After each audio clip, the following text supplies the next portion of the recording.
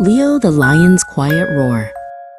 In the heart of the sunny savannah lived a little lion cub named Leo.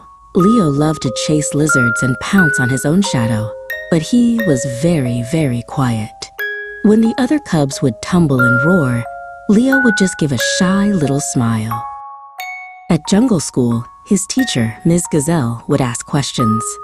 "Who knows what a baobab tree looks like?" she'd ask.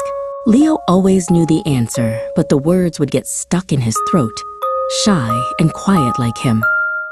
One day, Leo's dad, the king of the jungle, took him to the highest rock. "It's time you learn to roar, son," he said with a loving rumble.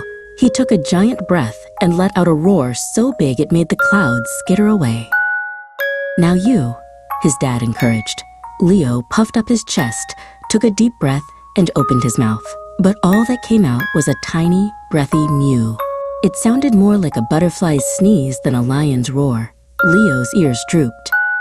The next day, Ms. Gazelle announced the annual Jungle Jamboree. "There will be a talent show," she said. "Everyone gets to share their special gift."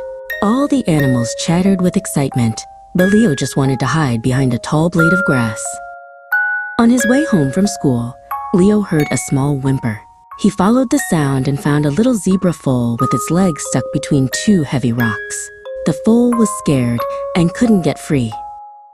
Leo tried to push the rocks, but they were too heavy. He looked around for help, but the savannah was empty and quiet. The little zebra started to cry. Leo knew he had to do something brave. He thought about his dad's big, strong roar. He thought about how a roar could make things happen. He took the biggest breath his little lungs could hold, thought of the scared little zebra, and let it all out. Roar!